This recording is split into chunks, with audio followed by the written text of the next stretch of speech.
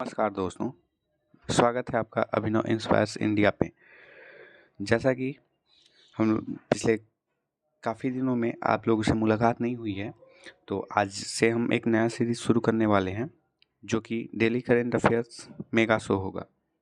जी हाँ, इसमें आपको सभी प्रतियोगी परीक्षाओं से जुड़ी सवाल मिलेंगे, जो कि भारत की किसी भी प्रतियोगी परीक्षा को सफल करने में एक वरदान साबित होगा।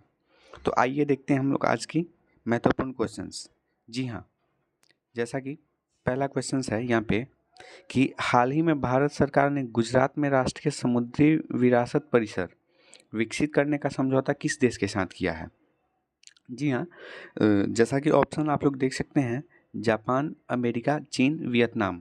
तो अगर इसका आंसर आप लोगों को पता हो तो कमेंट बॉक्स में इसका आंसर ज़रूर दीजिएगा। इसका सही आंसर होगा वियतनाम। जी हाँ, वियतनाम इसका सही आंसर होगा। आप लोग को आंसर पता हो तो कमेंट बॉक्स में ज़रूर आंसर दीजिएगा इसका। नेक्स्ट क्वेश्चन देखते हैं हम लोग। नेक्स्ट क्वेश्चन है कि डब्ल्यूटीओ की 2023 व्यापार सांख्यिकी रिपोर्ट के अनुसार वैश्विक कृषि निर्यात में भारत किस स्थान पे है? जी हाँ, वैश्विक कृषि निर्यात पूछ रहा है यहाँ पे कि वैश्विक कृषि निर्यात में भारत किस स्थान पे है? डब्ल्यूटीओ, जी हाँ, इसका फुल फॉर्म होता है वर्ल्ड ट्रेड ऑर्गेनाइजेशंस, जो कि पूरे विश्व में व्यापार को मतलब संचालित करता है, एक नियामक संस्था है जिसमें कि कुल 164 देश शामिल है। डब्ल्यूटीओ के तहत 164 कंट्रीज शामिल है इसमें। जी हाँ, तो इसका सही आंसर होगा हमारा, इसका सही आंसर होगा 8th नंबर पे। भारत वैश्विक कृषि निर्यात में भारत 8वें स्थान पे है। वो अलग की बात है कि पिछले वर्ष की तुलना में जैसे कि 2022 में भारत का निर्यात घटा है, मगर फिर भी भारत 8th स्थान पे बना हुआ है अभी। हाँ, नेक्स्ट क्वेश्चन देखते हैं यहाँ पे कि G20 संगठन ने किस देश के अरबपति कर, हाँ देखिए यहाँ पे महत्वपूर्ण पॉइंट ये है कि अरबपति कर यानी कि बिलियनर्स टैक्स जो है उसको उस प्रस्ताव को स्वीकार किया है G20 संगठन ने। तो ऑब्वियस सी बात है, जिस देश में G20 आयोजित होने वाला है उस देश के प्रस्ताव को कोई भी स्वीकार करेगा।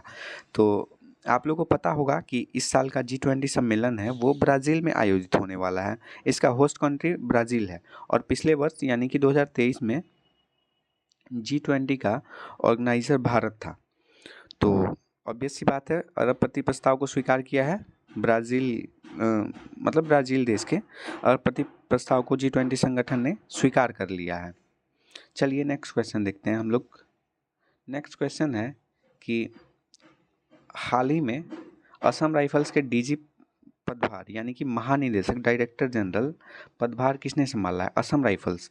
आप लोगों को पता होगा कि असम राइफल्स यानी कि भारत की आर्म फोर्सेस हैं, जो कि भारतीय गृह मंत्रालय यानी होम मिनिस्ट्री के अंतर्गत आती हैं। होम मिनिस्ट्री के अंतर्गत मतलब बहुत सारी फोर्सें हैं, जैसे बीएसएफ हुआ, सीआरपीएफ हुआ, सीएपीएफ हुआ, सीआईएसएफ हुआ, ऐसे ही कई सारी फोर्सेस हैं। असम राइफल्स हुई, ऐसी बहुत सारी फोर्सेस हैं। आईटीबीपी भी जो कि Indo Tibetan border police force जो है वो भी होम मिनिस्ट्री के तहत ही आता है।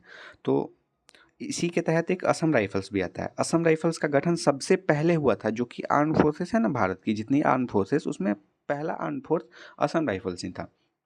इसके नए डीजी का पदभार किसने संभाला यानी कि महानिदेशक का पदभार? इसका सही आंसर होगा हमारा विकास लखेरा।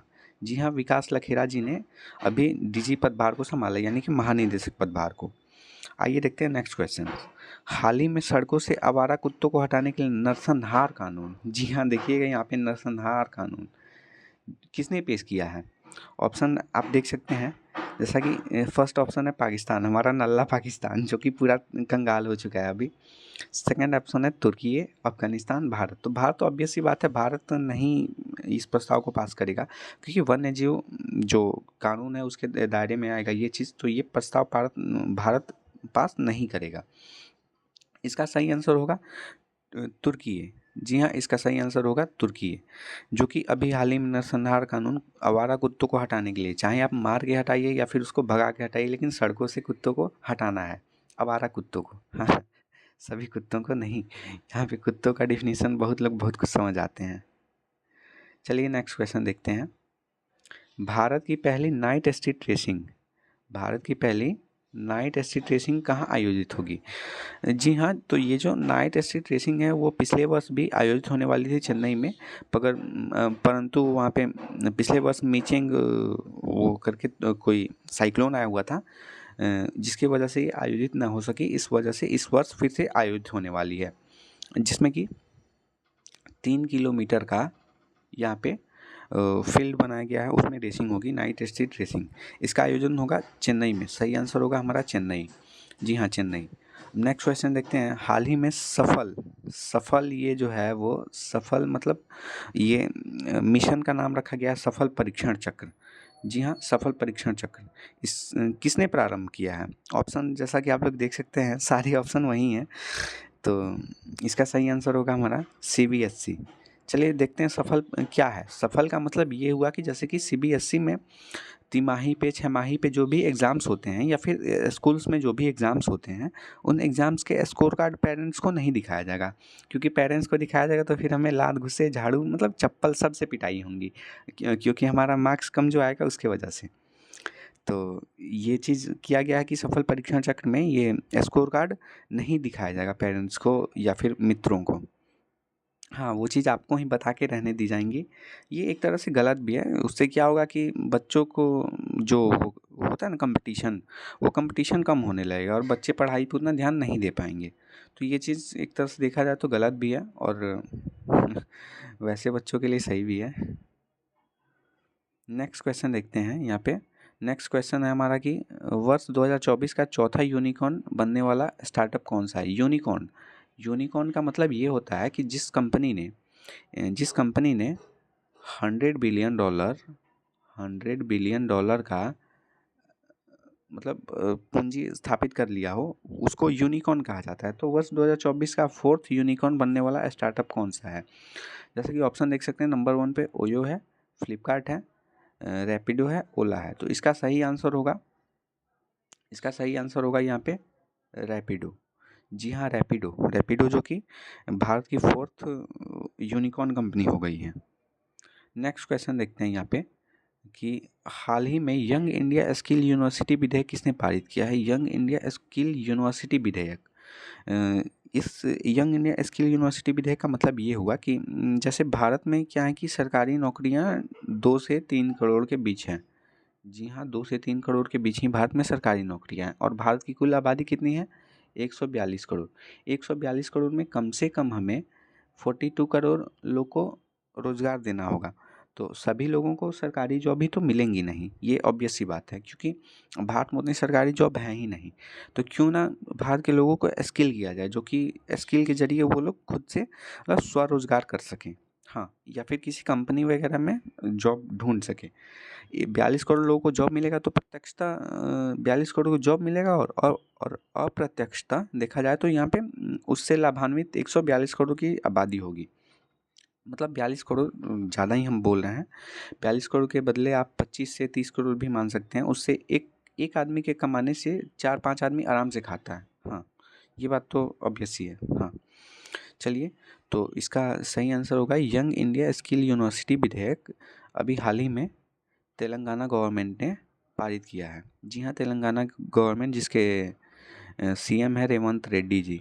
जी हाँ, रेवंत रेड्डी यहाँ के CM हैं तेलंगाना के, कांग्रेस के हैं। तो काफ़ी अच्छा काम है एक तरह से देखा जाए तो ये चीज़। नेक्स्ट क्वेश्चन देखते हैं हम लोग कि नेक्स्ट क्वेश्चन है हाल ही में फोर्थ हिंदी विज्ञान सम्मेलन कहाँ आयोजित हुआ है? जी हाँ, ये फोर्थ हिंदी विज्ञान सम्मेलन यानी राष्ट्रीय स्तर का पूछ रहा है। अंतर्राष्ट्रीय स्तर का तो अभी पोर्ट लुइस में हुआ था, जो कि मॉरिशस की राजधानी है, और वहाँ पे विश्व हिंदी कार्यालय भी है पोर्ट लुइस में। विश्व हिंदी कार्यालय भी है पोर्ट लुइस में। तो पूछ रहा है यहाँ पे कि फोर्थ हिंदी विज्ञान सम्मेलन का आयोजन कहाँ पे हुआ है? ऑप्शन देखिए, भोपाल, इंदौर, उज्जैन, नासिक। सारे के सारे ऑप्शन मतलब भारतीय ही हैं। 3 इसमें मध्य प्रदेश का है और एक महाराष्ट्र का है, जो कि नासिक महाराष्ट्र का हो गया। तो इसका सही आंसर होगा हमारा भोपाल। जी हाँ, फोर्थ हिंदी विज्ञान सम्मेलन भोपाल में आयोजित हुआ है। तो ये रहा हमारा लास्ट क्वेश्चन। फोर्थ हिंदी विज्ञान सम्मेलन भोपाल में आयोजित हुआ है। कैसी लगी वीडियो? अगर वीडियो इन्फॉर्मेटिव लगी हो तो कमेंट बॉक्स में इस मतलब साझा करें अपनी रिक्वेस्ट को, और चैनल पे नए हो तो चैनल को सब्सक्राइब कर दें, वीडियो को शेयर करें, लाइक करें। धन्यवाद, थैंक यू।